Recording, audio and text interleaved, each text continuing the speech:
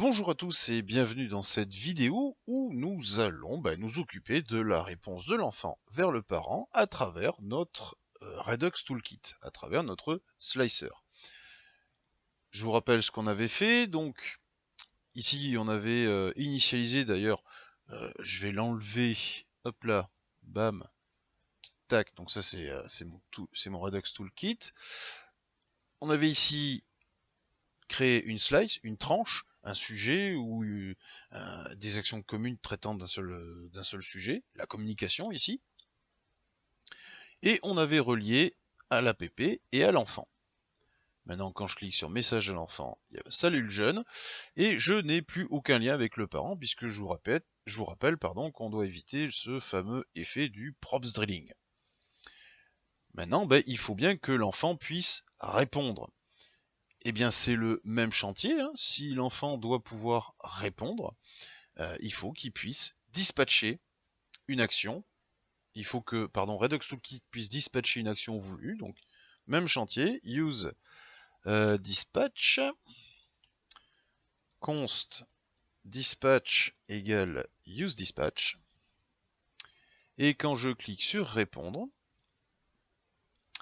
on click égale, donc ça va me déclencher une fonction qui elle va appeler dispatch, dans laquelle je vais envoyer, oups, d'ailleurs je l'ai mal écrit, voilà, dans laquelle je vais envoyer, alors, dans un premier temps, le type, ça vient de com, et alors ce coup-ci, je vais utiliser send réponse, et en payload, en charge utile, hop, et tu veux quoi, le grand vieux, comme on avait écrit. Ok. Et donc quand je vais envoyer tu veux quoi le grand vieux, ça va aller ici, et donc dans le state réponse. Évidemment, le state réponse, il faut que je l'affiche côté app, donc l'enfant a répondu comme point réponse. Oups, je sais pas bien ce que je fais. Tac, voilà. Je vous rappelle que ce state, il vient de com.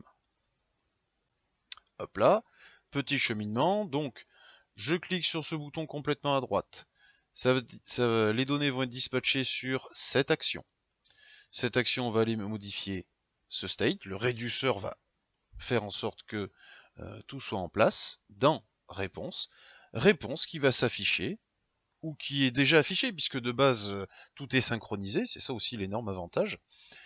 Qui va être donc répercuté, synchronisé sur le app. App d'ailleurs que je ne vais pas oublier d'enregistrer. Voilà. On reprend et je rafraîchis.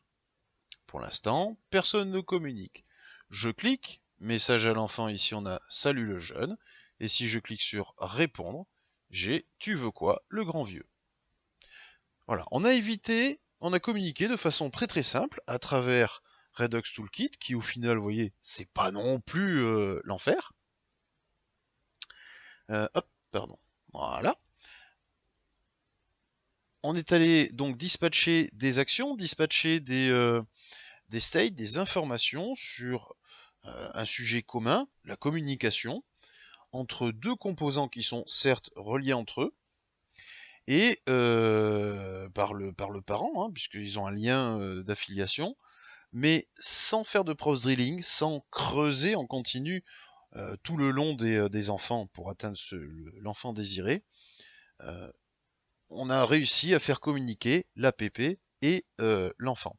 Alors on pourrait se dire, par réflexe, bon, t'as ramené Redux Toolkit, ok c'est cool, mais il y a les contextes aussi pour éviter cet effet de props drilling. Oui, effectivement, on a les contextes, cette façon de mettre entre guillemets un state sur le parent principal et en fait de pouvoir ramener l'information aux enfants directs. Si je reprends hop, mon sujet, on va prendre ça, voilà. J'aurais très bien pu, hop, je ramène les flèches de communication, voilà. J'aurais très bien pu déclencher un contexte sur app, et puis là, ça marche impeccable. Ok.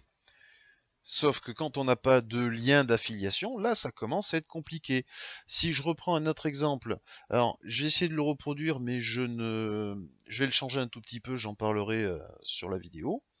Si j'essaye de reprendre cet exemple, A et B n'ont à proprement parler aucun lien d'affiliation, à part un grand-parent, mais ça ne fonctionne pas dans ce sens-là, les contextes.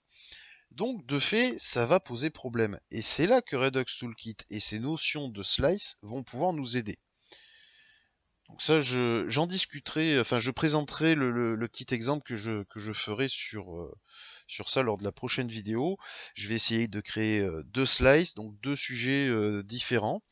Et puis, vous allez voir qu'on peut faire des communications un peu dans tous les sens. On va essayer de complexifier la chose.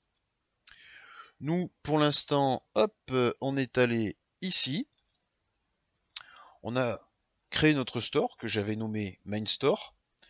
On a créé notre slice, le nom, l'initial state et les actions. Bon, j'appelle ça des actions, mais bon, voilà, ce sont des reducers qu'on a mis dans le store, store qu'on a providé à tout notre applicatif. Et au final, ça fonctionne comme des states. Littéralement, ça fonctionne à peu près comme... Enfin, pas à peu près, ça fonctionne comme des states. De façon plus simplifiée quand même. Il n'y a pas de set gna gna gna. On n'a plus qu'à appeler, c'est Redux Toolkit qui, à l'intérieur, fait sa moulinette. On appelle simplement l'action avec un dispatch, pour dispatcher notre action, et roule. Le truc se fait tout seul. Prochaine vidéo donc, on va essayer de complexifier le machin, on va faire un store avec deux slices, deux sujets de traitement différents à travers des composants qui n'ont pas de filiation parent-enfant. Et on va essayer de voir un petit peu comment ça fonctionne.